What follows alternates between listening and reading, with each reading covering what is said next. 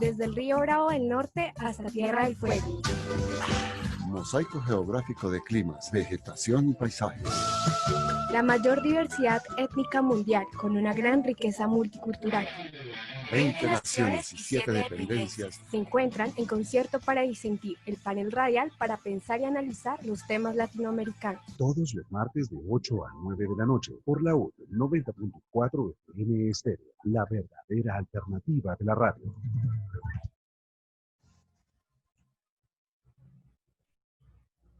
Muy buenas noches, saludamos desde Bogotá, Distrito Capital, capital de Colombia, toda nuestra audiencia de América Latina y el Caribe, en cualquier lugar donde se encuentren, en esos 20 países, en 20 naciones, en esas 7 regiones que nos escuchan, y para quienes va dirigido siempre nuestro programa de Concierto para Disentir. Hoy tendremos un tema también muy especial que afecta a toda nuestra región, pero que estaremos analizando con unos invitados desde Colombia para todos ustedes, para que podamos ver y balancear cómo están las cosas en términos de la educación. Los estamos invitando a que nos sigan por el Facebook en @concierto para disentir la UD, @ciudadanos X, en Instagram nos consiguen como @concierto para disentir, en Twitter @c para disentir. Suscríbanse a nuestro canal en YouTube, Concierto para Disentir, tanto en Facebook como en nuestro canal de YouTube. Mañana estaremos subiendo en diferido este programa para toda nuestra audiencia de Latinoamérica y el Caribe. Y nuestro email, conciertoparadisentirdlaud@gmail.com, donde ustedes pueden escribirnos sus sugerencias, percepciones y todo lo que ustedes piensen alrededor, no solamente de nuestro programa de Concierto para Disentir, sino también igualmente de nuestra región, y a partir de allí, pues, interactuar en intercambio de opiniones al respecto. Los sistemas educativos nacionales se enfrentan a problemas y desafíos sistémicos que se han agudizado debido a la pandemia de COVID-19, la cual exacerbó las desigualdades sociales, la inequidad y la exclusión. En América Latina, la pandemia de coronavirus provocó el cierre temporal de miles de colegios, afectando a 160 millones de estudiantes, según estimaciones de la UNESCO. Saludamos a esta hora, 8:07, a nuestra queridísima compañera Sandra Castro. Muy buenas noches, mi querido Jorge David, y por supuesto a todos nuestros oyentes que todos los martes se acercan a este panel radial y académico. Y bueno, pues como tú bien lo dices, la Comisión Económica para América Latina y el Caribe, CEPAL, ha planteado que incluso antes de enfrentar la pandemia, la situación social en la región se estaba deteriorando debido al aumento de los índices de pobreza y de pobreza extrema, la persistencia de las desigualdades y un creciente descontento social. En este contexto, la crisis tendrá importantes efectos negativos en los distintos sectores sociales, incluidos particularmente la salud y la educación. La UNESCO ha identificado grandes brechas en los resultados educativos que se relacionan con una desigual distribución de los docentes en general y de los docentes mejor calificados en particular, en desmedro de países y regiones con menores ingresos y de zonas rurales, las que suelen concentrar además a población indígena e inmigrante. Aún no existen cifras exactas sobre los impactos que ha generado la emergencia sanitaria, porque es un fenómeno que seguimos viviendo. Sin embargo, es cada vez más evidente, por ejemplo, que además de interrumpir las trayectorias educativas, el cierre de las escuelas afecta la alimentación y la nutrición de la población estudiantil, especialmente de los sectores más vulnerables. Por estas y otras razones se ha planteado la necesidad de hacer un retorno a las clases presenciales cumpliendo todos los protocolos de bioseguridad. Pues a nivel latinoamericano, en Nicaragua no se suspendieron clases. En Uruguay se inició el retorno a clases en zonas rurales a partir del 22 de abril. y el 29 de junio retornaron el resto de las escuelas. En las islas de San Vicente y las Granadinas se comenzó un retorno parcializado desde el 25 de mayo y en el Ecuador se retornó a clases presenciales a partir del 1 de junio. En Belice, Granada y Santa Lucía, todo en el Caribe, hubo un retorno parcial a las clases presenciales en junio y hoy pues nos reunimos aquí en Concierto para Disentir para discutir un poco sobre los pros y los contras de este retorno, así sea parcial, a clases presenciales. Pero antes, Sandra, yo quiero preguntarle a usted, ¿por qué está tan contento el equipo de Concierto para Disentir, que los veo con cara de ponqué? Bueno, Jorge David, estamos muy contentos porque recibimos esta noche una noticia muy importante. Nos presentamos hace unas semanas a Ciforet, que es un evento que congrega a las principales universidades de Colombia, y justamente el tema es este que estamos viendo hoy en Concierto para Disentir, cómo nosotros hacemos diferentes modos y otras didácticas de la pedagogía para llegar a las casas, y sobre todo nos hemos pensado en lo rural.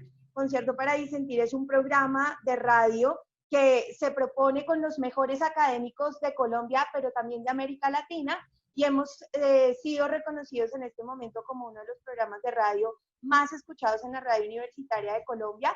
Y obviamente desde Ciforet nos han permitido presentar nuestra ponencia con todas las felicitaciones que esto tiene, porque aquí detrás de estas cámaras pues hay un equipo de trabajo grandísimo que se la juega todos los martes para que en Latinoamérica y en Colombia lleguen estos temas de Concierto para Disentir. Y fíjense que ha sido el modelo de una clase espejo y de una clase que se ha replicado para América Latina utilizando la radio. Entonces eso hoy nos tiene felices, Jorge David. Bueno, pues felicitaciones a nuestro semillero de investigación, a usted, que es la que dirige ese semillero, mi querida Sandra, y por supuesto, ahí estaremos en el Ciforet 2020. Y nuestros invitados, hoy nos acompaña Oscar Giovanni Gómez Talero, egresado de nuestra Universidad Distrital Francisco José de Caldas, docente, exconcejal del municipio de Cibaté, expresidente del consejo del municipio, y también ha sido docente de la Corporación Universitaria Minuto de Dios Uniminuto, y actualmente pues es un académico interesado en el panorama de la educación y políticas públicas. Mi querido Oscar Giovanni, bienvenido de nuevo a su casa. Muchas gracias por haber aceptado nuestra invitación a Concierto para Disentir. Muchísimas gracias a ustedes, José David, Sandra, a los compañeros de Laude Estéreo, a nuestro otro panelista que no tenía el placer de conocerlo. Muchísimas gracias, y obviamente a todos los oyentes de Colombia y Latinoamérica en este importantísimo espacio. Felicitar al semillero de investigación que dirige Sandra, muy pilosos, hacen quedar muy en alto el nombre de nuestra alma mater, y pues contento de estar aquí con ustedes hoy. Pues muy bien, Oscar. Le sugiero que le ponga un par de puntos al volumen para que se escuche un poco más alto. Sandra, ¿quién es nuestro próximo invitado? En este panel nos acompañan solo profesores, pero yo quiero decir que son profesores que se han pensado realmente el tema educativo de una manera muy consciente. Saludamos también a Jorge Luis Rodríguez Laguna, quien es licenciado en Filología e Idiomas de la Universidad Nacional de Colombia, especialista en planeación educativa de la Universidad Javeriana, magíster en investigación en educación por la Universidad de La Sabana, y ha sido autor del título Arte Público y Pedagogía de Textos y otros textos para la enseñanza del español en educación básica. En este momento es director de la revista Perspectivas en Educación y también es conferencista, docente y director del Departamento de Lenguaje y Literatura de una institución privada. Muy buenas noches, Jorge Luis, y gracias por aceptar nuestra invitación. Jorge Luis, enciende tu micrófono. Muchísimas gracias por la invitación y emocionado de estar a esta hora pensando, dialogando sobre la educación, sobre la pedagogía. No importa si está lloviendo aquí afuera, entonces cuando la pasión y la preocupación por los estudiantes, por los niños y por los alumnos de nuestras escuelas y colegios está todavía presente y vigente a estas horas del día, me alegra muchísimo. Y entonces encantado de compartir con ustedes este espacio. Gracias por la invitación. Gracias a usted, Jorge Luis, por haber aceptado nuestra invitación. Mi maestro Bernardo Correa en la Universidad Nacional de Filosofía nos decía, cuando llueve es el propicio momento para reflexionar. También nos acompaña Natalia Sánchez Suárez, licenciada en Humanidades y Lengua Castellana por la Universidad Distrital Francisco José de Caldas, especialista en primera infancia con experiencia en procesos de aprendizaje del inglés en inmersión al medio. Dado su amor por la primera infancia y convencida de la adquisición del inglés como segunda lengua desde edades tempranas, fundó Thumbs Up Kindergarten en 2015 y actualmente dirige el proceso pedagógico de su jardín y orienta jardines y colegios en procesos de adaptación de currículos al bilingüismo. Natalia, también bienvenida de nuevo a casa. Muchas gracias por aceptar nuestra invitación. No, gracias a ustedes. Muy interesante estar rodeada de personas que todavía están poniendo un tema que pareciera, es un secreto a gritos, ¿no? La crisis de la educación, como que pareciera que todo va viento en popa, pero pues hay muchas cosas que todavía tenemos que replantear. Entonces, muy bonito este escenario, me parece muy chévere poder compartir con personas tan maravillosas y gracias por la invitación. Bueno, pues vamos entonces a iniciar nuestra conversación y empecemos como por el punto central, que en últimas es la toma de decisiones. Estamos divididos entre retomar la rutina escolar y evitar la proliferación de contagios. Hablemos un poco sobre los pros y contras que hay en el contexto colombiano. ¿Realmente ustedes, los profesores, sienten que estamos preparados para el retorno a la presencialidad? ¿Estamos preparados educativamente, infraestructuralmente y con los procesos y protocolos de bioseguridad que nos permitan que más o menos nos sintamos seguros todos, padres de familia, profesores y estudiantes? Natalia.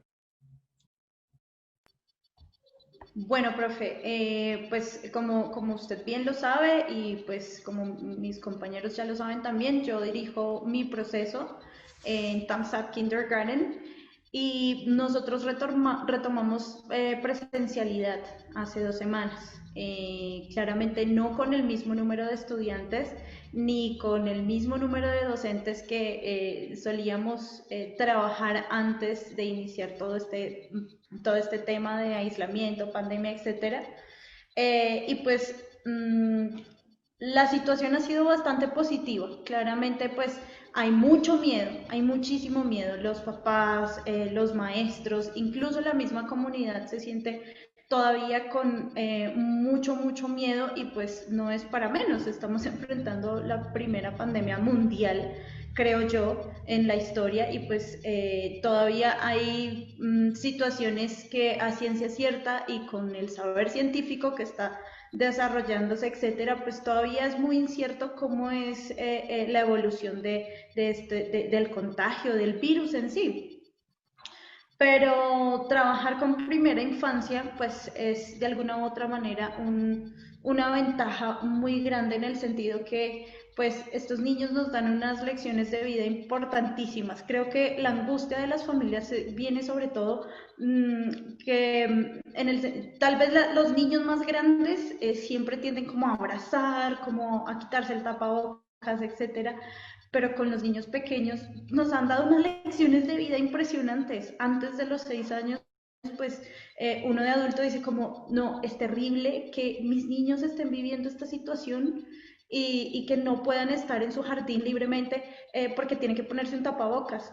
Uno les dice a los chiquis, no se pueden quitar el tapabocas y ellos lo hacen. No se pueden abrazar y solo nos vamos a pues estar en los espacios que nos corresponde y lo hacen.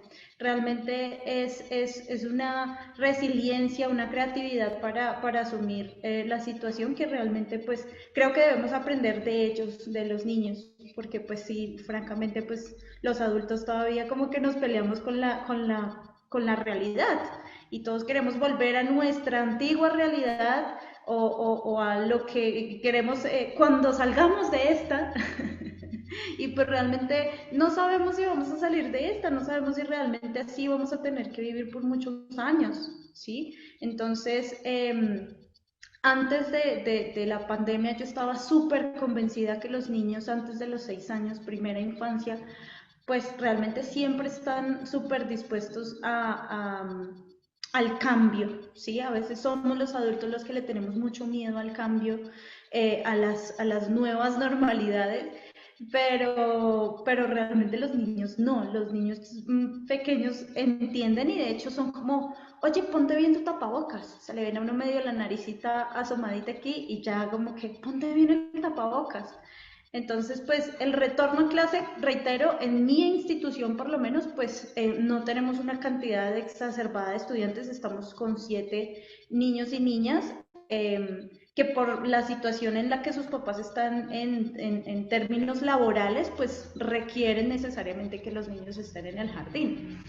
Igual no es una jornada tan extensa, igual pues tratamos de mantener los hábitos que tenían antes de toda la pandemia, manteniendo sus clases, sus ritmos, sus clases diferentes con sus teachers. Los teachers están en casa.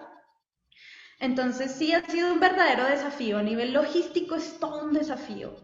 Pero siento que para por lo menos esos 7 niños, las 2 personas, las 2 teachers que nos están apoyando como en el cambiarlos de salón, etcétera, para mí, en lo personal, pues ha sido una elevación de la vibración altísima porque es como, bueno, nos podemos volver a ver y claramente escucharlos reír, escucharlos correr por el jardín, pues claramente a ellos también les ha sido muy benéfico. Eso pues no estoy, no tengo un contexto científico que me respalde esto que voy a decir, pero estoy segura que cuando los niños están felices, pues tienen sus defensas arriba, ¿sí? Y pues si están ellos, se sienten protegidos, están de alguna u otra manera contentos, pues claramente pues su vibración o sus emociones se van a poner súper arriba, van a tener que contar algo en casa y pues van a estar bien. O sea, el bienestar emocional también depende mucho de estos cambios como de espacios.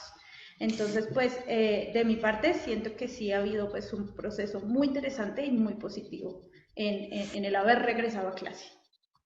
Jorge Luis, ¿usted cómo ve ese retorno a la presidencialidad? Y eso que resaltaba Natalia, de la alegría que le proporciona a los niños el retorno de todas formas al campus físico para poder interlocutar e interactuar con sus pares.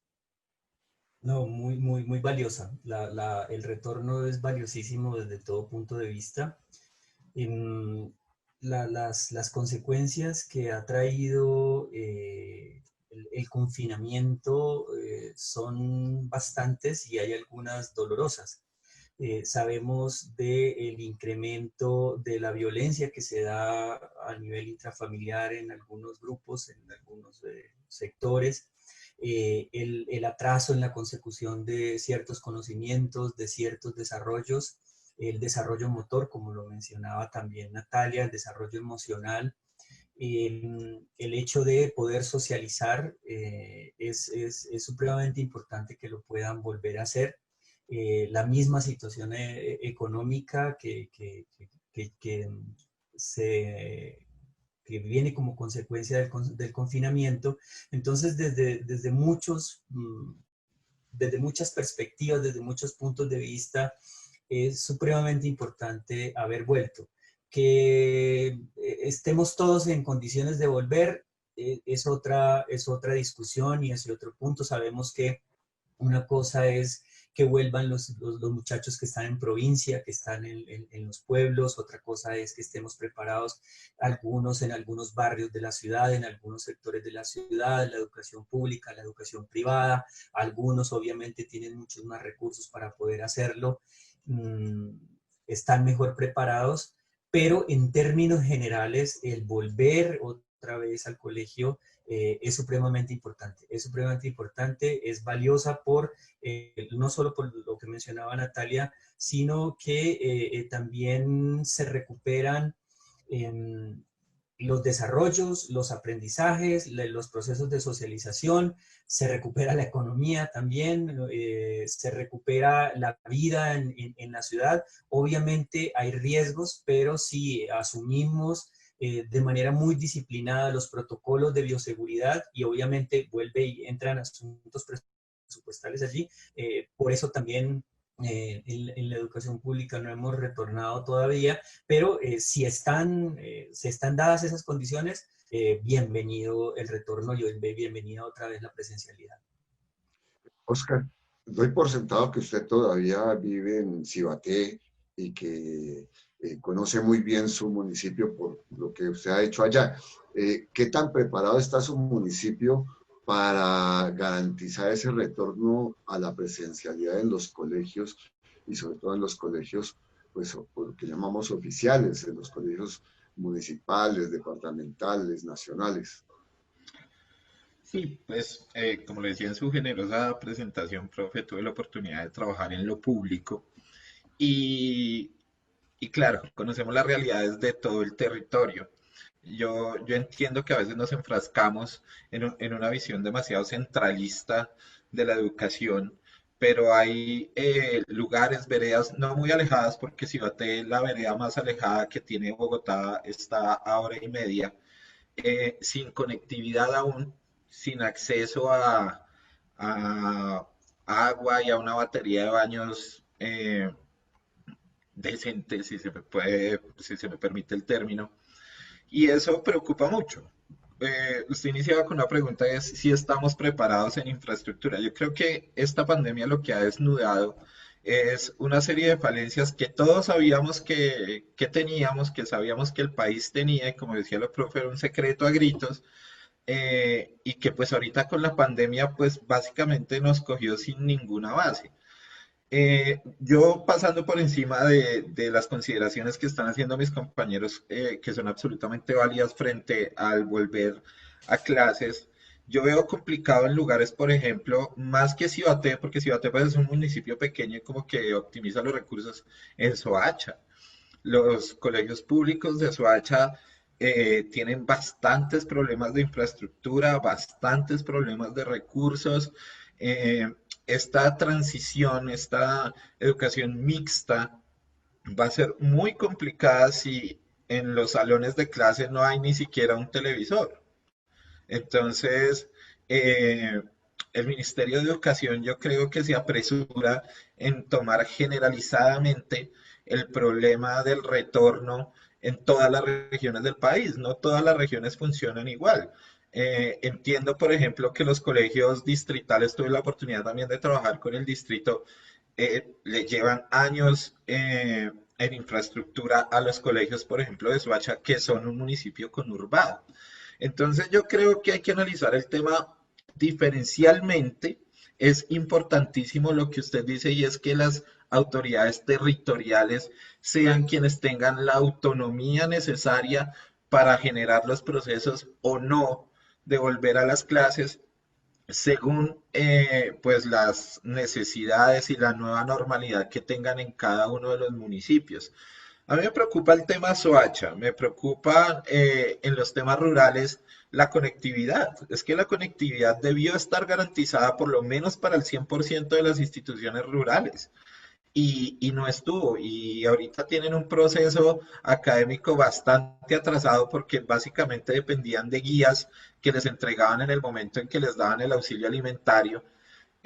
Los profesores, algunos muy comprometidos, iban a las casas en la medida de lo que podían, algunos no pudieron llegar, y yo veo complicado el retorno a clases, no por la sistematicidad del tema con los niños, porque me sorprende mucho lo que dice la profe y es un miedo. Yo tengo un hijo de 5 años y es cómo va a ser Martín cuando vuelva, si se va a poner el tapabocas o no, pero lo que dice la profe es cierto. Él va a salir y papá, mi tapabocas, él es muy responsable, pero más que eso es por el tema del ambiente. Y quiero dejar en el aire para terminar mi intervención una frase que vi hoy que hablaba del tema de la afectividad, de la necesidad afectiva de los niños del contacto. Y una persona rebatía el término diciendo una frase bastante dura, pero parece que hay que analizarla y es, nadie se muere de falta de afectividad, pero de COVID sí. Entonces, y le ponían el ejemplo de los 3.000 niños que van a ir al colegio donde va su hijo, la probabilidad de que se muera uno, ¿usted lo mandaría? O sea, la probabilidad de que ese uno fuera su hijo. Entonces, ese tema del miedo, ese tema de la infraestructura y ese tema del manejo de la pandemia, yo creo que el gobierno, la Secretaría de Salud y el Ministerio de Educación están en obligación de tratarlo diferencialmente en cada uno de los territorios. Bueno, y Giovanni, justamente por esta línea, porque Jorge David, perdóname, esta línea que está proponiendo Giovanni es muy interesante, porque existen muchos miedos y si nos fijamos, los miedos no solamente están dados en qué va a pasar con los niños, en qué pasa con los adolescentes, porque además algunas de las principales estadísticas nos ha demostrado, bueno, pues que la tasa, digamos, de mortandad en niños y jóvenes es mucho menor a la de los mayores, pero también qué pasa con los profesores que retornan a la presencialidad, qué hacer, por ejemplo, cuando, no sé si las instituciones educativas en las que ustedes están ya trabajando tienen protocolos claros sobre qué hacer cuando un estudiante presenta un cuadro similar a COVID, pero que ya iba al colegio y que además corre el riesgo de ahora enfermar a sus compañeros, enfermar a las familias de sus compañeros, enfermar a sus profesores, porque siento también que se nos olvida y a veces invisibilizamos el trabajo de los profesores, ¿no? En ese orden de ideas, también los estados, como lo menciona Giovanni, los sistemas educativos y de protección social, como el Ministerio de Salud claramente, se ven enfrentados a todos estos desafíos, ¿no? Que terminan constituyendo un llamado específico al cumplimiento del derecho a la educación, porque como también está dicho, pues no hay cubrimiento en red, no hay internet, ya también los chicos y los papás están cansados con la virtualidad. Pero en ese orden de ideas existen los recursos necesarios en la asignación de las distribuciones presupuestales para que haya un avance en el volver y en el retorno a clase, y también qué retrocesos hay, ¿no? Porque hablamos de avances, pero también qué retrocesos. Natalia. Bueno, profe, pues los protocolos que se manejan en relación a posibles casos y demás, pues vienen súper estipulados para la apertura de jardines, colegios y demás. Entonces, pues claramente si eso no estuviera contemplado dentro de los protocolos y dentro de las exigencias de por lo menos mi ente regulador, que es Secretaría de Integración y la Secretaría de Salud, pues no nos darían a nosotros la apertura. Pero ustedes dicen algo que es realmente cierto. Pues tal vez nosotros podemos hablar mucho desde nuestra comodidad. Yo se lo digo a mis niños y mis niñas de 3 a 6 años constantemente en sus clases. Ustedes son niños muy afortunados, ustedes son unas niñas y unos niños súper afortunados porque ustedes tienen en su casa un televisor, pueden tener 2 tablets, 3 tablets, celular, conectividad seguro. Si se les acabaron, si no hay internet por XY, pues hay una conectividad en las datos, etcétera. Pero claro, nosotros podemos hablar desde esa comodidad y decir como, bueno, listo, estamos haciendo el trabajo perfecto. Ahora, los niños están cansados de la virtualidad. Yo creo que a partir de los 8 años, los niños sí están cansados de la virtualidad. 8, 9, 10 hasta universidad, claro, todo el mundo está agotado de la virtualidad, porque pues francamente pues son unos desafíos diferentes, ¿sí? Entonces, siento que el proceso que nosotros hemos llevado en relación a la virtualidad ha sido muy exitoso y pues el volver a la presencialidad realmente es más como un apoyo como les decía inicialmente, un apoyo que se le da a las familias que realmente por temas de trabajo necesitan sí o sí donde dejar a sus chiquis.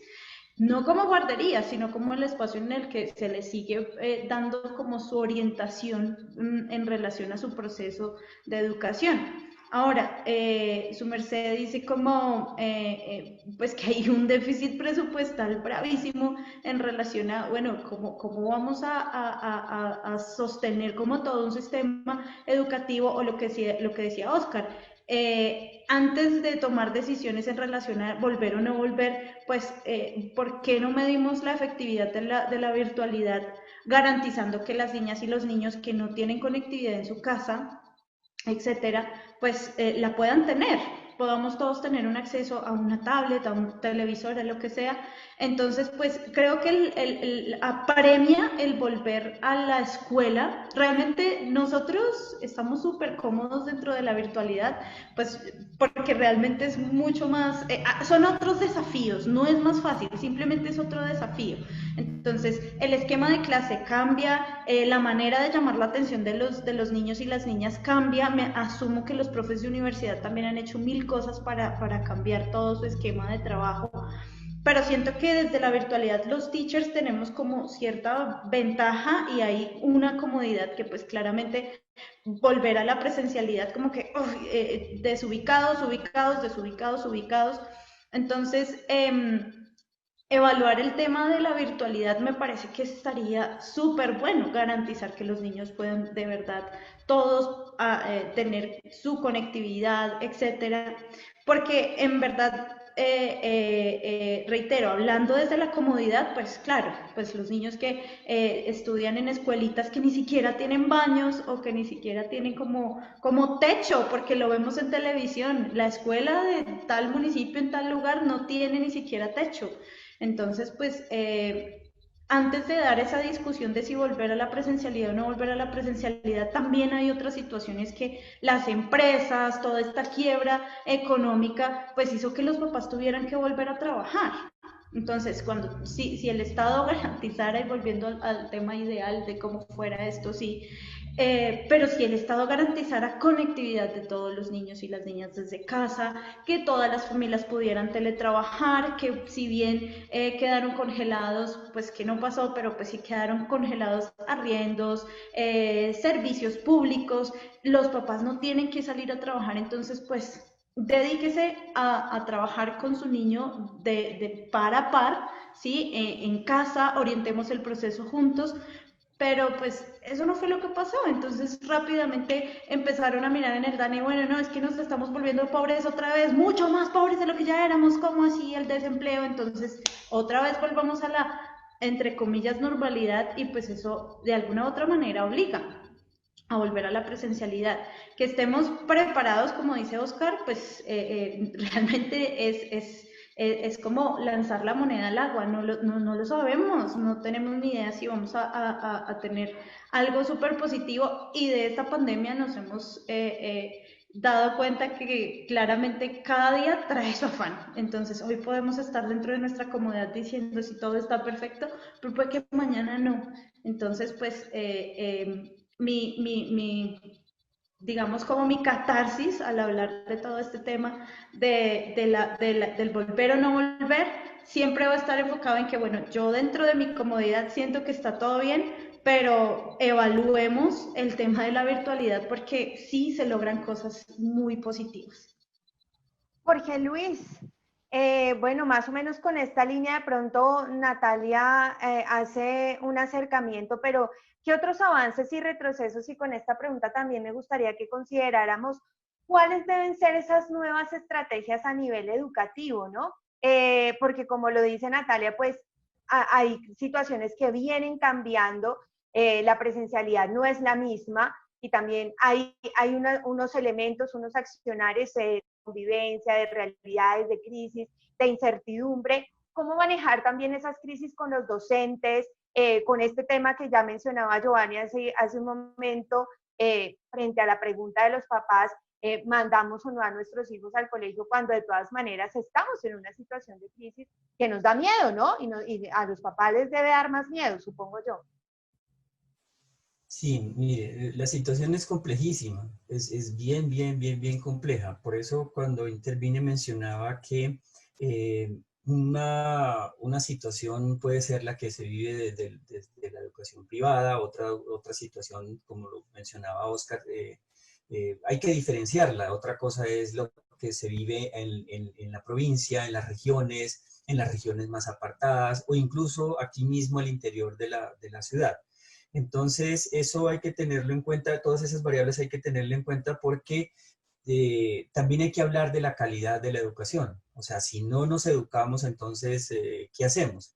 Seguimos en la virtualidad y algunos no tenemos virtualidad, entonces, ¿qué hacemos? El hecho de que estemos en virtualidad tampoco garantiza que se dé una educación con calidad. Alguien dirá, bueno, y la que se da en la presencialidad sí la tiene.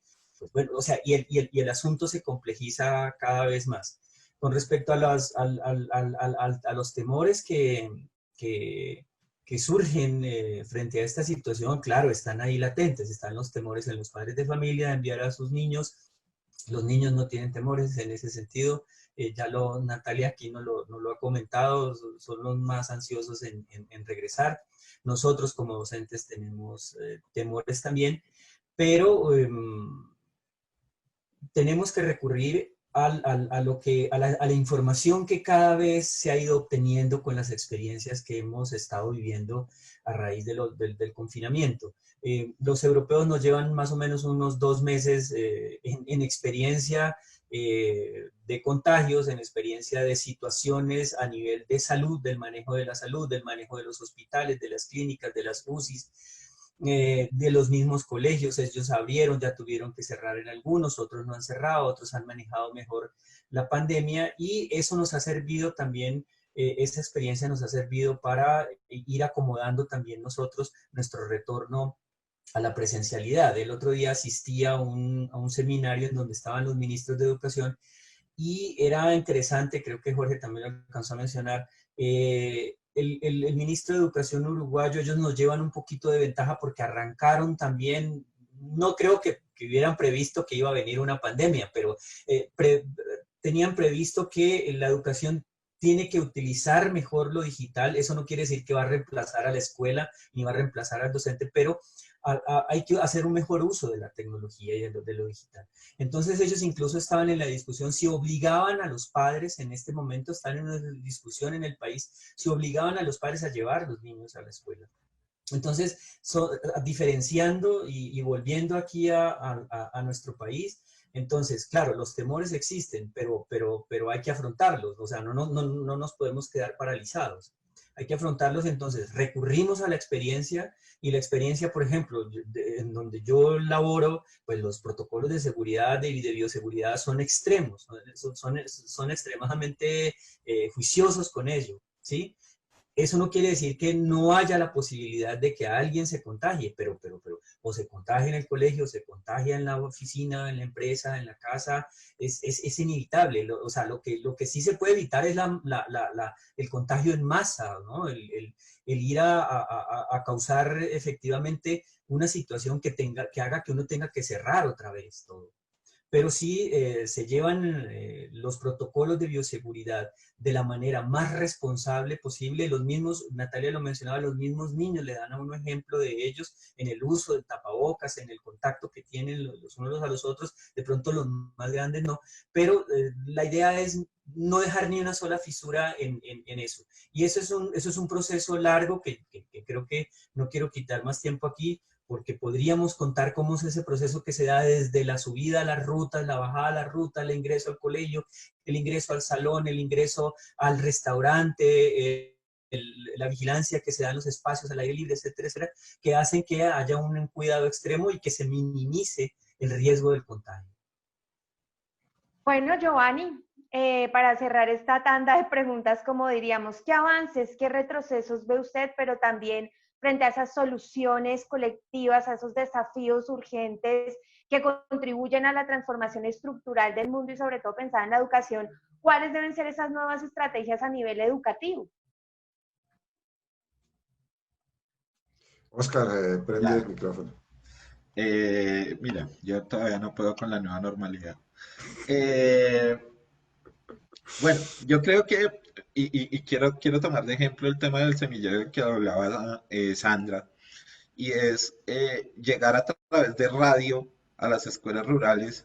Lo que hace es que desnuda la incapacidad del Estado por brindar las herramientas tecnológicas necesarias actuales para llegar a cada uno de los lugares del país. O sea, dicen que, y lo son, los héroes de la pandemia son todo el personal de salud. Los que deberían estar midiendo todo este tema y lo hacen son los epidemiólogos, pero los profesores están, y lo decía la profe Nata, y me atrevo a preguntarle y a asegurar que ha hecho una inversión de dinero, de recursos, de pensamiento para generar los espacios necesarios en su colegio.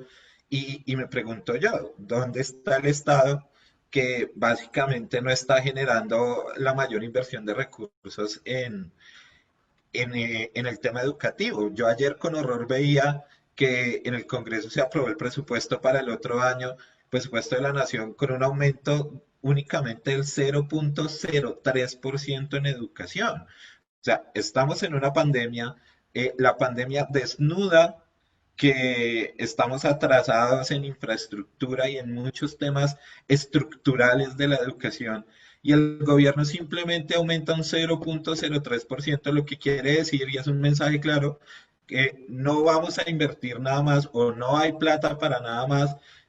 Profesores, miren a ver cómo hacen, instituciones educativas, miren a ver cómo hacen, y me preocupa el atraso en el tema de adquisición de conocimientos, que también lo desnudó la pandemia como una falencia de la educación a nivel estatal, y es que muchas de las instituciones se estaban convirtiendo en meros transmisores de conocimiento.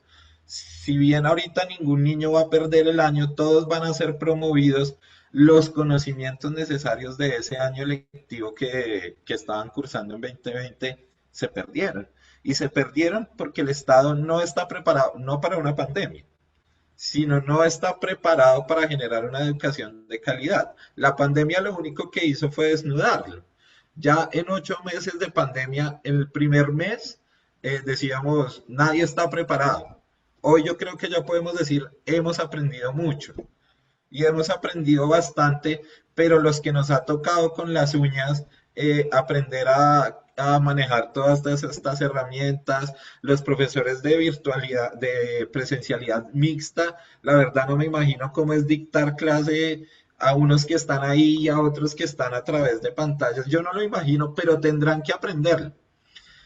Pero yo la verdad no veo la inversión del Estado, no veo la voluntad del Estado en realmente copar esos espacios que ya la pandemia lo desnudó, pero que a la luz de los presupuestos que se aprueban para el otro año, pues básicamente Colombia y el Estado colombiano va a seguir desprotegido a merced de qué hace la rectora del colegio privado, qué hacen los profesores de los colegios públicos, qué hacen los territorios, porque aquí terminan siendo también víctimas los territorios, víctimas los gobernantes de los territorios, que pues tampoco les llegan muchos recursos para moverse. Y les cuento, por ejemplo, en Cundinamarca se iba a invertir recursos para conectividad en 480 escuelas rurales, y resulta que al mirar cuando se iba a hacer la inversión, estas escuelas rurales ni siquiera tenían escritura, todavía eran previos privados de alguien. Entonces, eso es descuido del Estado. Eso es simple descuido del Estado de no haber formalizado legalizado esos predios, de no estar pendiente.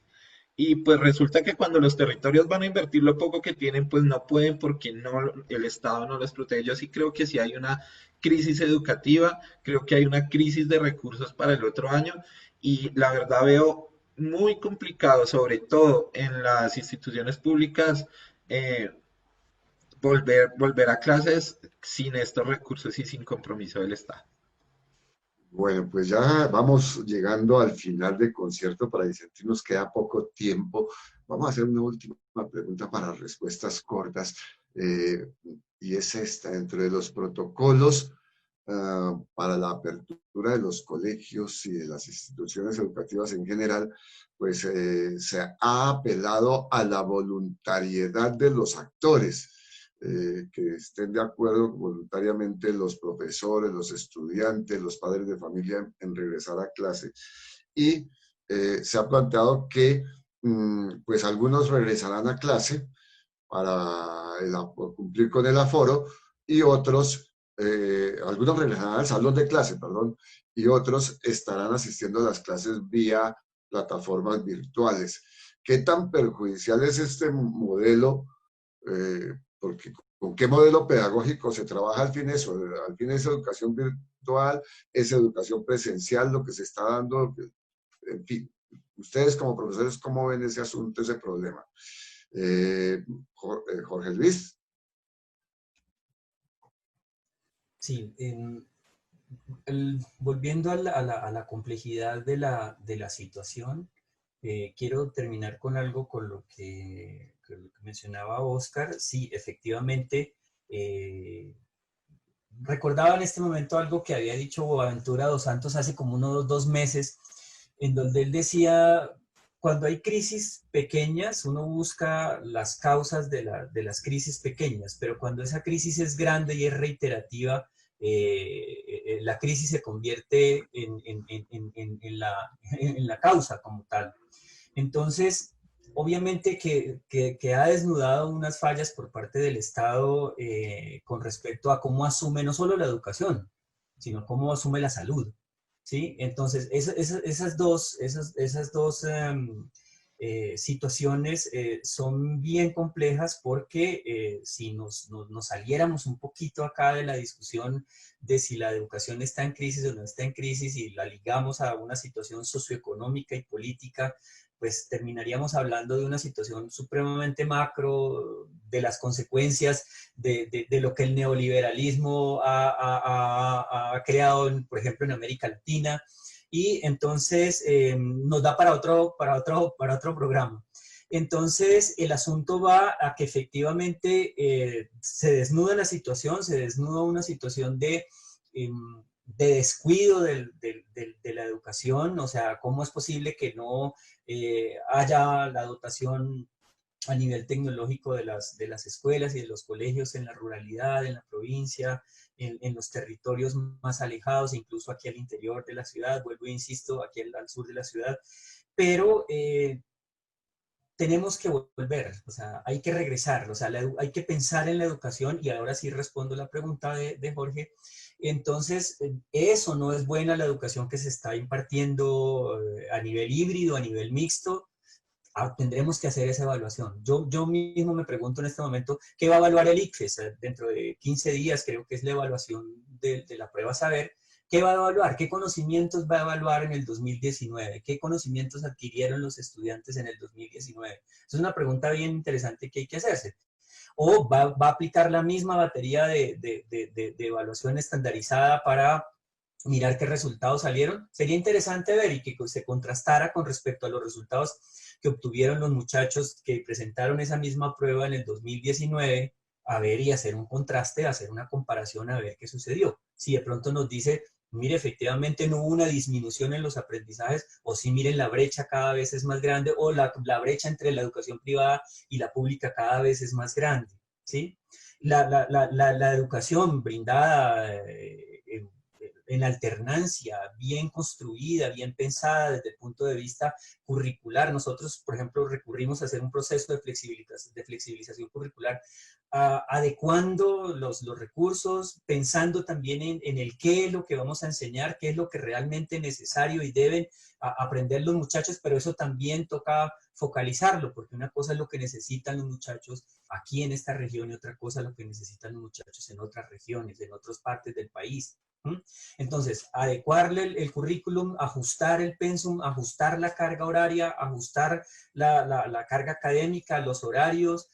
Si cuando se piensa muy bien en todo eso, uno puede lograr ofrecer una muy buena calidad en la educación.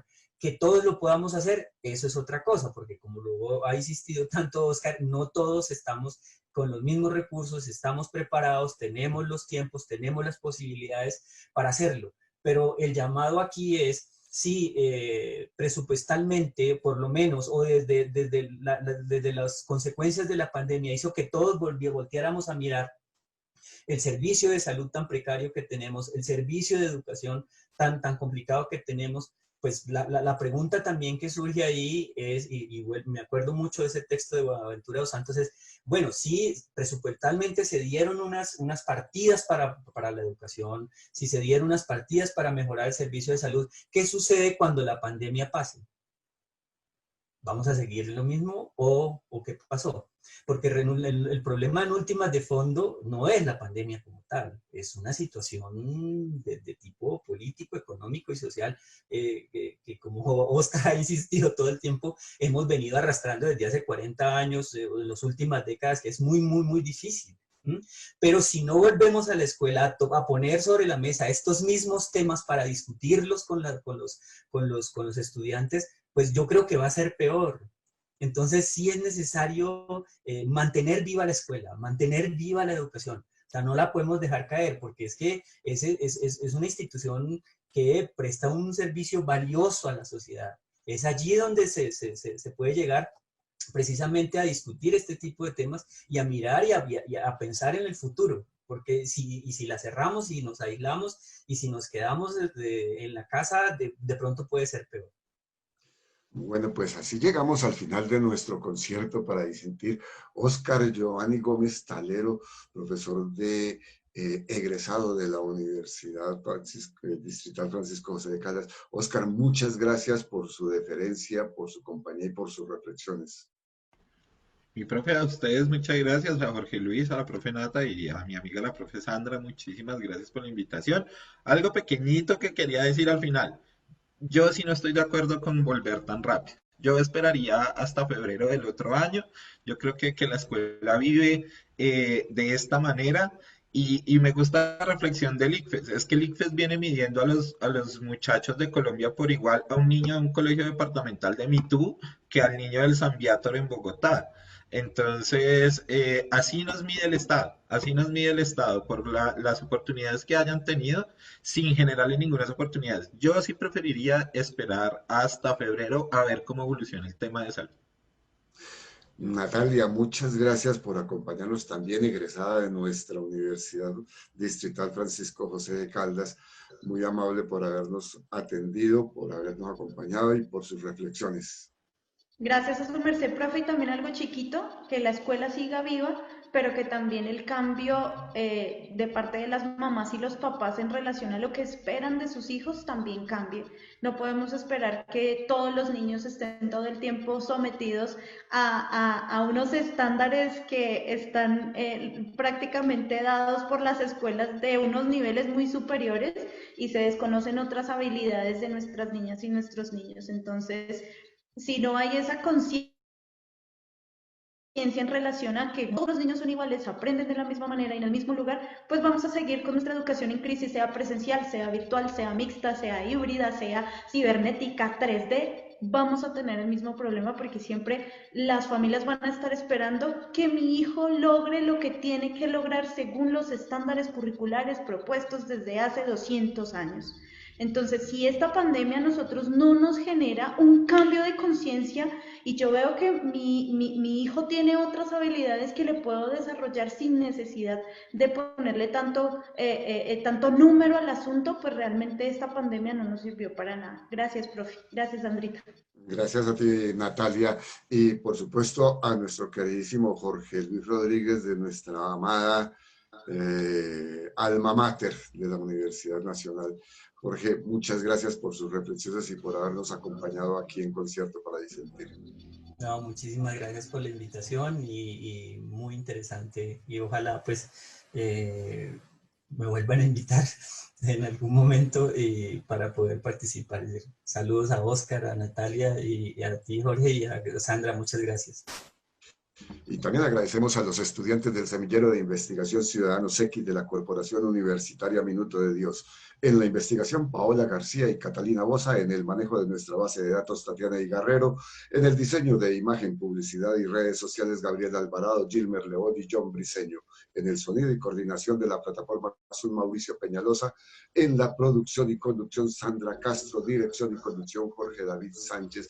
Recuerden seguirnos en nuestras redes. En Facebook nos encuentran como @concierto para disentir laúd, @ciudadanos X, en Instagram @concierto para disentir, en Twitter @c para disentir. No olviden suscribirse a nuestro canal en YouTube Concierto para disentir, tanto por Facebook como por nuestro canal en YouTube. Mañana tendremos este programa en diferido y nuestro email concierto para disentir laúd @gmail.com, donde pueden ustedes escribirnos todas sus sensaciones alrededor del programa. A toda nuestra audiencia en Latinoamérica y el Caribe, muchas gracias por acompañarnos como siempre todos los martes de 8 a 9 de la noche.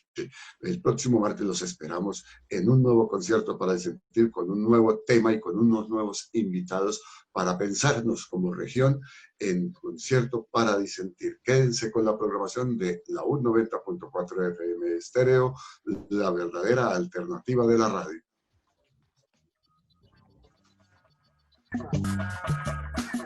Desde el río Bravo del Norte hasta Tierra del Fuego. Mosaico geográfico de climas, vegetación y paisajes. La mayor diversidad étnica mundial, con una gran riqueza multicultural.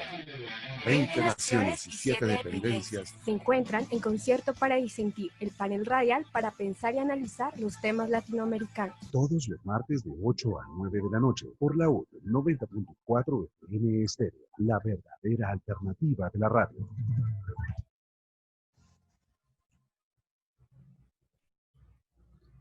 Muy buenas noches.